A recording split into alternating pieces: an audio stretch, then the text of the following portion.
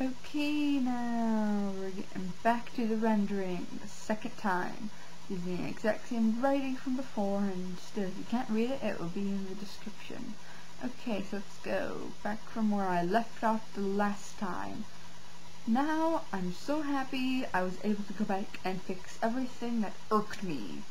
All the little things about the face, the nose, how things are positioned. I was finally able to fix that to a certain kind of extent. It was just, nah. I always seem to look back at my, some of my artwork, like my really big paintings, think, oh, I need to fix that, I need to fix this, and then I actually do. I go back and edit them a million times, and I have an account on DeviantArt, and I constantly go back and like change the file so that I can have a better picture put up. But then sometimes I just need to be like, you know, I think I'm done. I'm not going to do any more work on this. It's time to move on with my life. I don't really have much of a life, but that's okay. Okay,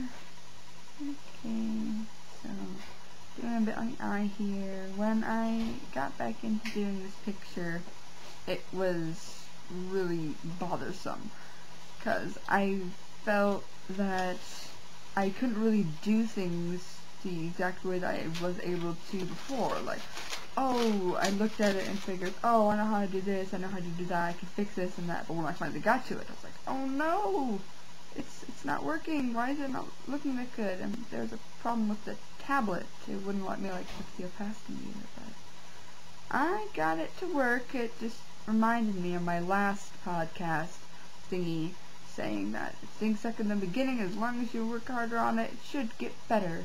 And I was right.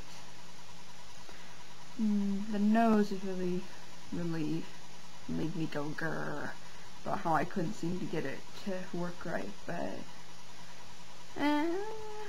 yeah, how I see I was working on right now, I think was the right way to go, trying to get it to look better. I didn't want it to look too narrow, but I'd already sort of made it too narrow. It's a bit difficult to go back once you've already done that. Like with the eye there. The eyes, I noticed, needed to be further apart, and it was bothersome. But, right here, I actually decide, hey, time to fix it.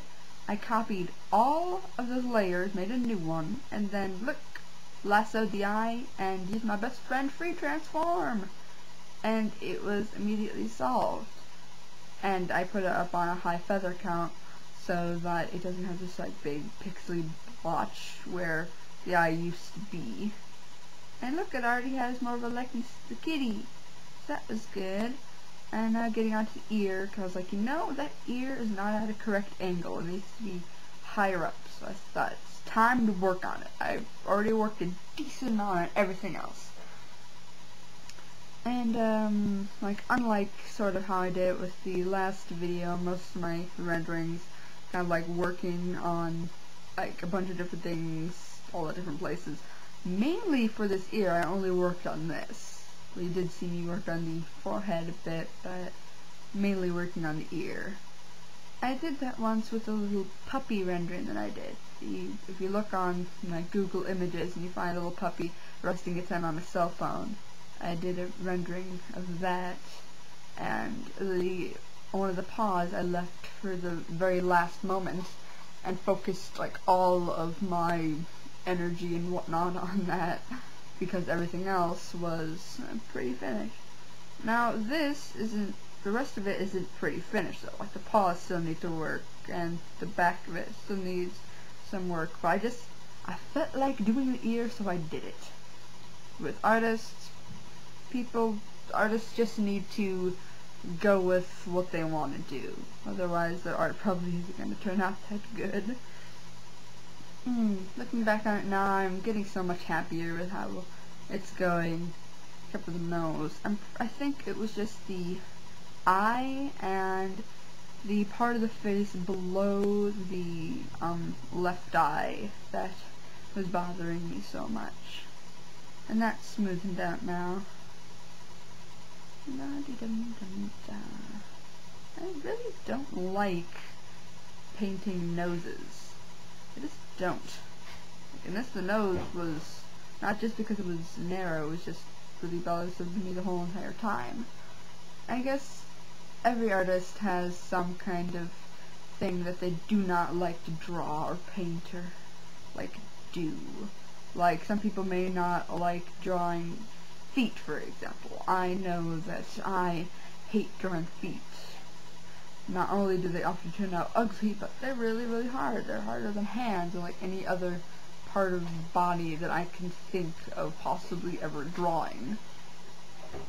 Luckily, though, I actually don't have to draw that a lot, but somebody who doesn't draw noses, that's going to be difficult for them unless they draw manga, because you can leave off the nose if you want to. Doing a bit on the arm because I felt that it was being neglected. I still don't have the arm completely finished by the end of this video, you'll see, but I figured it was good enough. For that really blurry blending on the back, I used a really, really big brush. Generally with my art, I go from a big brush and get really small for details, but the back of it is still like really fluffy and blurry, so it calls for a big brush anyway. I'm not going to do a big blurry thing with a small brush. It'll look weird. Sometimes I wonder if I should use color on these pictures, because most photorealism pictures I see people doing, they're never in black and white. They always have some kind of color, but I fear that I would be absolutely horrible at doing this thing in color. Besides, I'm only 15. What can somebody expect me to do? I think this is pretty good for a 15-year-old. Or maybe that's just what my family wants me to think, and everyone else I know. The darkness of the nose was a bit annoying. I had to change it around because there was a distinct difference between the bridge of the nose and the little pink nose itself. And because I was doing it in black and white, it's weird to do. Working it on more, getting more blendy. About 1 minute left to go, or 2 minutes. I'm bad at counting, putting a little more detail into anything that pleases me. While I do these kind of works, my eyes constantly shift back and forth, back and forth, and back and forth through the picture that I'm doing and the photo that it's off of.